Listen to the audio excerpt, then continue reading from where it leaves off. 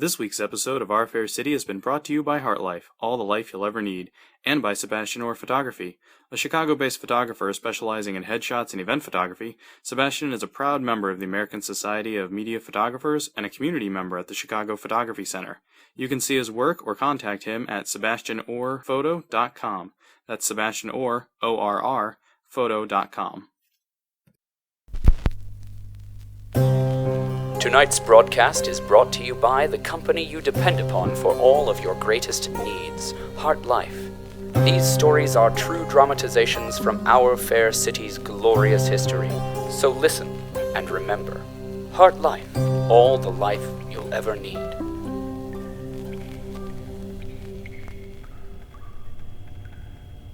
Deep beneath the rising beacon of the HeartLife building, in the darkest recesses of the darkest tunnels, one finds the hideouts, lairs, and dens of residents with nefarious purposes.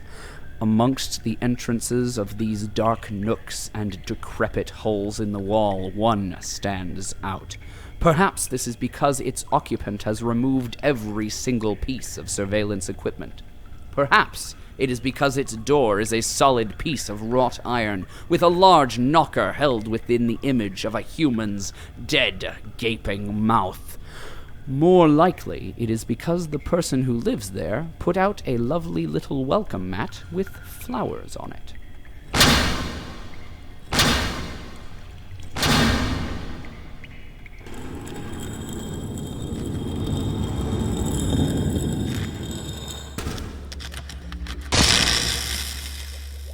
Upon entering this particular domicile, after wiping our feet, we find Dr. Herbert West deep in thought after his fruitless meeting with Dr. Caligari. He turns to his lab table and speaks. Thank you. Ladies, gentlemen, parts and combinations thereof, what can I say? Am I surprised? How can one be surprised by something one has experienced over and over again? Disappointed?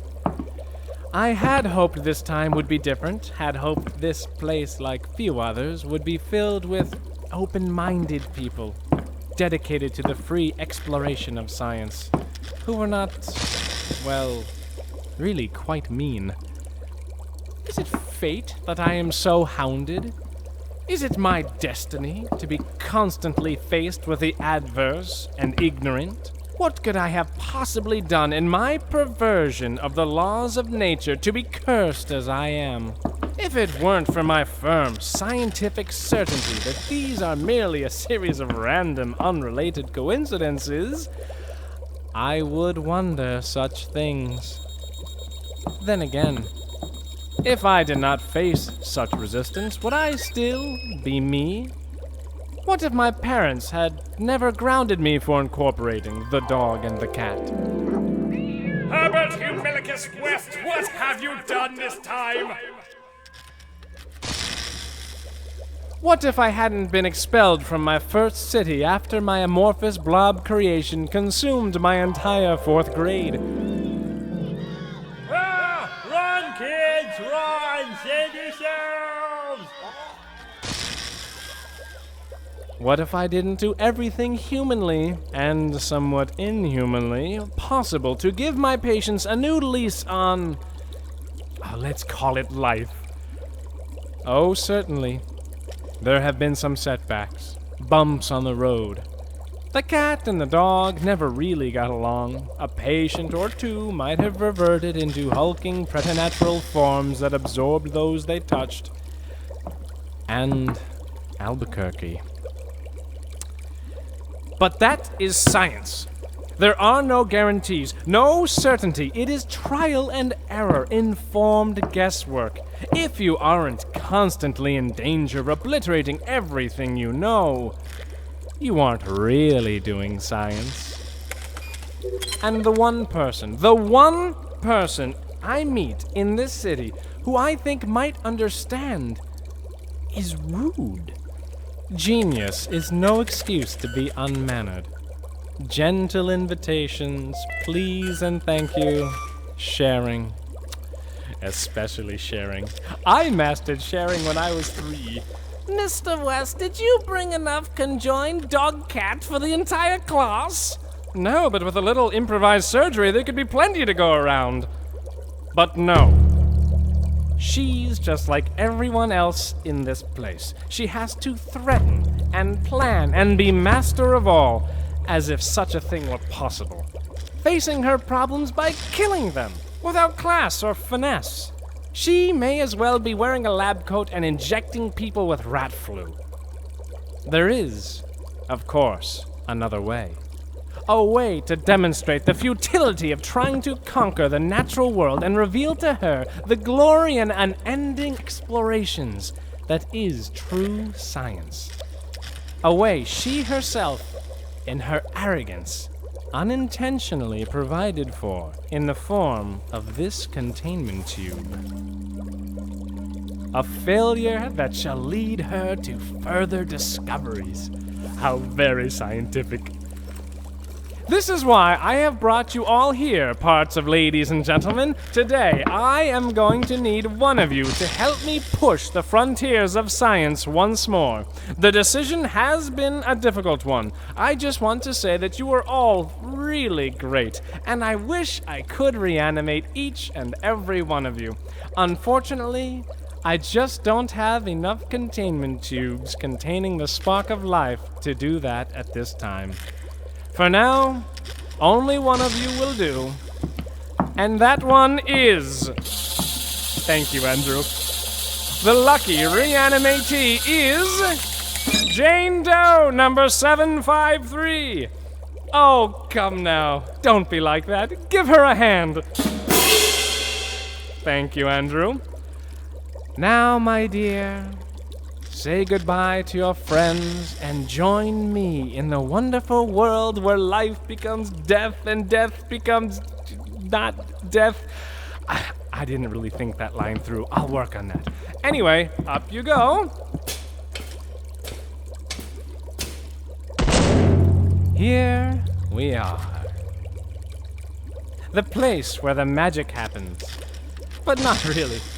Magic was really a metaphor for science, because the science I am to perform is so advanced, to the untrained eye it might appear to be magic.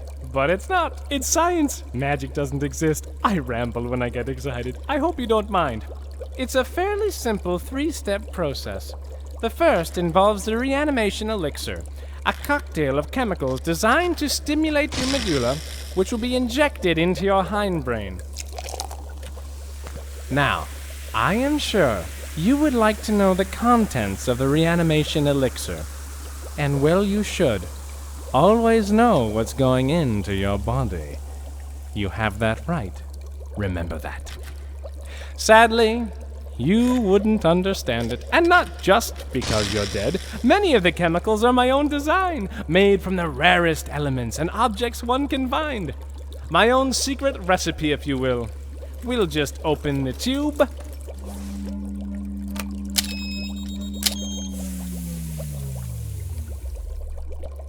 Add this to the mixture.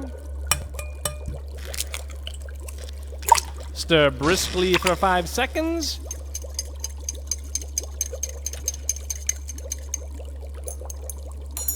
Voila! You have an elixir the dead will rise for. We just load it all into the syringe. If you have a problem with needles, it may be best to look away. On the count of 3. Ready? 1, 2, I'm just kidding. It's already done. See? That wasn't so bad, now was it? Here, have a sucker. Once you've marinated a bit, we'll irradiate your brain to ionize the formula, then use an electric shock to catalyze the biomechanical reaction until it cascades into brain function. Andrew? Yes, Master. Yes, Master? How many times must I tell you? Science is egalitarian. There are no masters. Please, call me Herbert. That doesn't really seem right to me. Can I just call you Dr. West instead? If you must. Andrew, please prepare the irradiation chamber. The what? The irradiation chamber. The one I asked you to borrow from Emily's lab. It was on the list. Yeah, about that, I sort of lost the list. You lost it. I dropped it. You dropped it. While running away. While running away. What on earth from? Dr. Caligari? I was doing just like you said, gathering up all the equipment on the list. Then, I heard the doctor coming out of her paralysis. Dr. Caligari was staggering towards me, moaning and wailing like she wanted to... Don't tell me. Eat your brains. Use the bathroom. Ah, yes. Well, she does have her priorities. Well, there's no avoiding it then. We'll have to go back. Won't she? Mind? Certainly. Try to kill us? Undoubtedly. But we do need that equipment. Radioactive material does not grow on radioactive trees, after all. Well, with luck, she'll have stepped out for the evening and we can work unhindered. If not, bring some rope. Come along, Andrew. If you would take up Miss Doe 753, she mustn't be late, after all. This is her life. Come along, Miss Doe. Dr. West, I don't like talking to dead people. You must get used to it. All right. Let me hear her. Dr. West, wait up. You know, she looks awfully familiar. And so the intrepid Dr. West and the far less intrepid Andrew Snidge make their way toward the lair of the sinister and mysterious Dr. Caligari. What will they find there? Will they succeed in their task? Why does Jane Doe 753 seem so familiar? These questions will be answered next week in She's Alive.